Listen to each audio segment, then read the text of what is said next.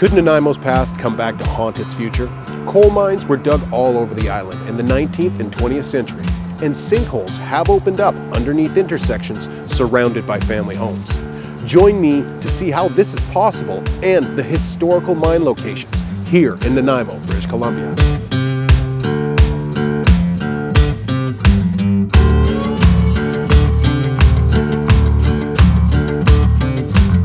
Before Nanaimo exists, this ideal area had a massive coal field, which was brought to the attention of industrialists by a First Nation chief in 1849 named Chi-Wichikan, who thereafter was known as Coal Tyee. Due to the deep port allowing access for ships and the coal field's proximity to the shore, it wasn't long before the Douglas Mine was established along with others on Protection Island and Newcastle Island. Interestingly, the Douglas Mine is near the site of a collapse, closing a street in 2013. This created a void underneath the street of Pine and Victoria Road, which closed the road until geotechnical engineers could figure out what to do. Now, if you want to check out the video of the council meeting and the city of Nanaimo discussing this a decade ago, please check out the links I put down below. So where's the location of these old mining operations in Nanaimo? The most prevalent mines are listed on the Vancouver Island University's website, but I will keep this list to residential populated areas and leave out the mines that are in far out rural areas. The mine mentioned before was the Douglas Mine, and its main entrance can be found right downtown, blocked off in a parking lot where you can see the coal layers in the rock. It opened in 1860 and closed due to collapse in 1883. Also found downtown is the No. 1 mine, which runs underneath the harbor. Opened in 1881, this was the site of one of the worst mining disasters in BC history, with the loss of 150 lives in 1887. The mine finally closed in 1938. The Harewood Mine is located in Reservoir Park and is operated by various individuals between 1876 and 1951. This, unfortunately, is the site where two young adventurous people asphyxiated in 1968. They were not found until 10 years later. Sorry, this is horrible to talk about. The Wakasaya Mine is located under Vancouver Island University and operated between 1918 and 1930. Interestingly enough, the university now uses the flooded mine for geothermal heating and cooling for 20% of the buildings on campus. The Jinglepot Mine is not far from VIU, and the neighborhood is obviously named. The original mine opened in 1907 and closed in 1917 due to a fire. In 1920, another mine was opened up 500 yards away and then closed in 1935. The Northfield Mine was located in Departure Bay, near the current location of the Nanaimo Golf Course. The mine operation was from 1895 and operated sporadically until 1941, after producing over 600,000 tons of coal. The Extension Mine is found in the south slopes of Mount Benson and operated until 1967.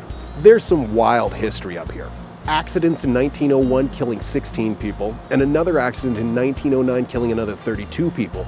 This led to strikes, riots, and eventually a whole bunch of people getting shot. Seriously, the history on this is absolutely wild. Look into it. The Morden Mine is found near Cedar, which has a remarkable historical park that is a fantastic place to visit. This was ultimately an unsuccessful mine that operated from roughly 1913 to 1930. And one of the last of its kind in North America. Now, I'm going to gloss over a lot of stuff here, but the Wellington Mine, operated by Robert Dismer and his sons. There's a lot of history here.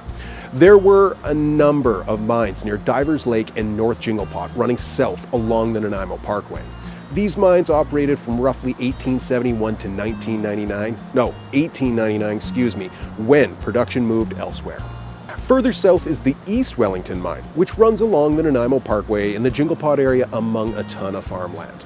This mine operated from 1882 and ended around 1894, shortly after being taken over by Robert Dunsmuir.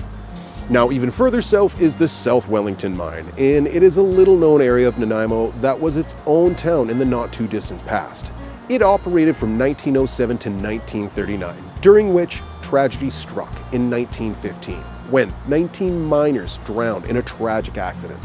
Remember that many of the Century homes in this area were built 100 years ago, during the heyday of coal mining. These were different times and people lived near where they worked, much like today.